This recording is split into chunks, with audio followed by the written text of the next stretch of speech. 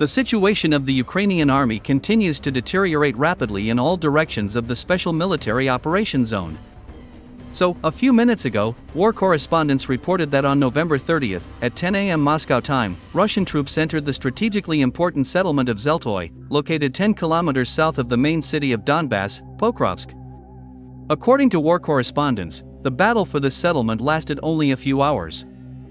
It is reported that by the evening of November 30th, Russian army units had completely liberated this urban-type settlement, forcing Ukrainian soldiers to flee to the neighboring village of Novopustinka.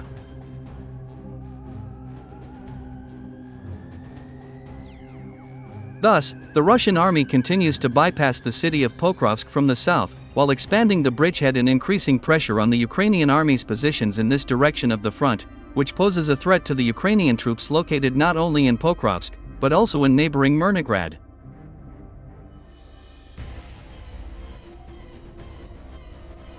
Against this backdrop, German Major General Christian Freuding made a rather alarming statement for the Ukrainian General Staff. In particular, he stated that Pokrovsk's fate is sealed. This high-ranking German army officer expressed confidence that Ukrainian troops would leave the city of Pokrovsk by the end of December this year. At the same time, the German general noted that the loss of Pokrovsk would cause significant damage to the entire Ukrainian army, since this city is an important transport hub, where many railways and highways intersect.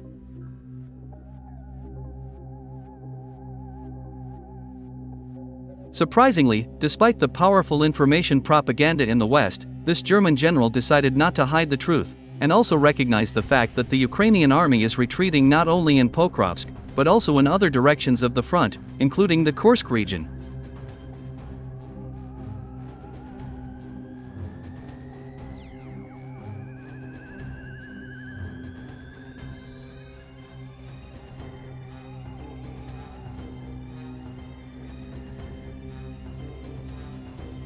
Over the past 24 hours, the situation of the Ukrainian army has also rapidly deteriorated in the Kharkiv direction of the front.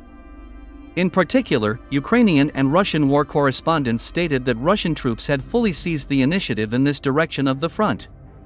It is reported that on November 30th, at 3 p.m. Moscow time, Russian troops took control of 70% of the territory of the settlement of Zagryzovo, located on the left bank of the Oskol Reservoir, in the southeastern part of the Kharkiv region.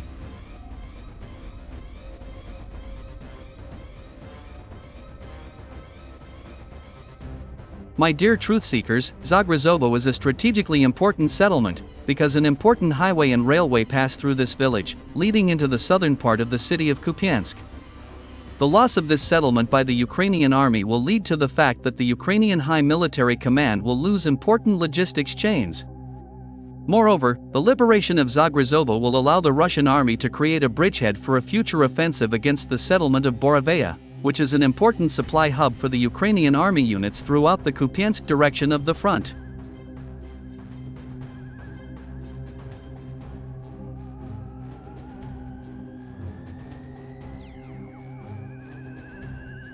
In Chasiv Yar direction of the front, war correspondents began to record the preparation of the Ukrainian army units for an organized retreat from the city of Chasiv Yar. Moreover, war correspondents also reported that Russian paratroopers managed to completely surround the refractory plant, in the northern part of the city. According to them, 700 Ukrainian soldiers are trapped in this factory, among whom there are also foreign mercenaries. It is reported that these are mainly Italian, Georgian, and Colombian citizens.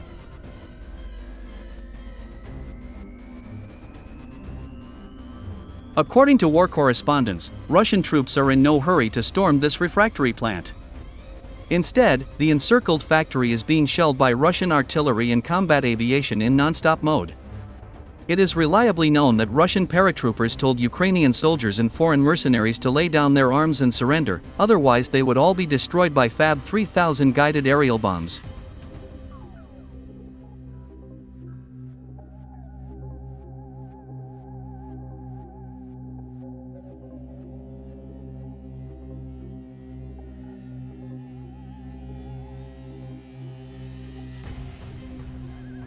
In Kurakhovo direction of the front, Russian troops took control of the central part of the city of Kurakhovo.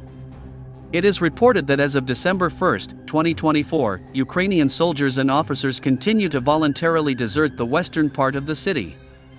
At the same time, many Russian Telegram channels report that retreating Ukrainian army units are blowing up buildings in the city, where wounded Ukrainian soldiers are located.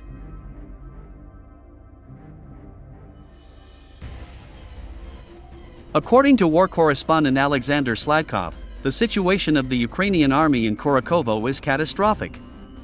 I am shocked by the actions of the Ukrainian command. The Ukrainian generals once again abandoned their soldiers to the lacerations of the Russian army.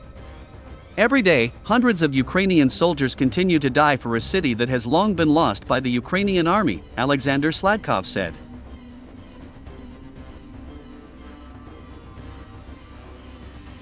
Ukrainian Telegram channels also confirmed the words of the Russian war correspondent. According to them, Kurakhovo is almost completely lost by the Ukrainian army. At the same time, Ukrainian sources noted that the reserves sent by the commander-in-chief of the armed forces of Ukraine to Kurakhovo have not had an impact on the situation on the ground. Against this backdrop, it is reported that Kurakhovo may come under full control of the Russian army in the coming days.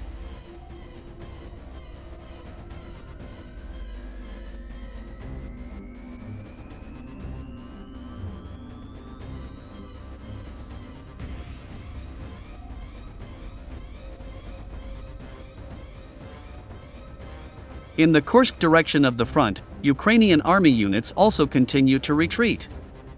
In particular, the Ukrainian General Staff finally recognized the loss of such settlements as Deryino and Nizhny Klin by the Ukrainian army. Moreover, the Ukrainian side was also forced to recognize the successes of the Russian army in the southeastern part of the Sudzansky district of the Kursk region. According to Ukrainian Telegram channels, Russian troops managed to make significant progress in the Pokrovsk area and completely dislodge Ukrainian army units from the eastern part of this settlement.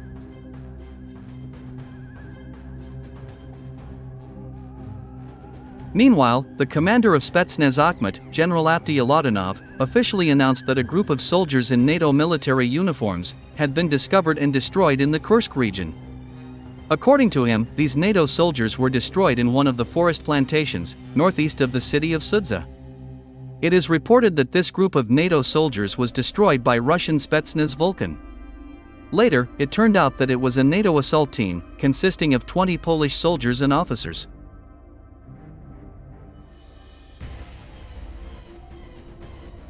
By the way, the Russian military noted that, unlike American, British, Canadian, French, and German soldiers, many Poles refused to wear the uniform of the Ukrainian army. According to General Abdialatinov, due to the heavy losses of the Ukrainian army in manpower, NATO generals are forced to send their assault teams to the Kursk region in an attempt to seize the initiative. However, unfortunately for NATO, all these attempts are largely unsuccessful.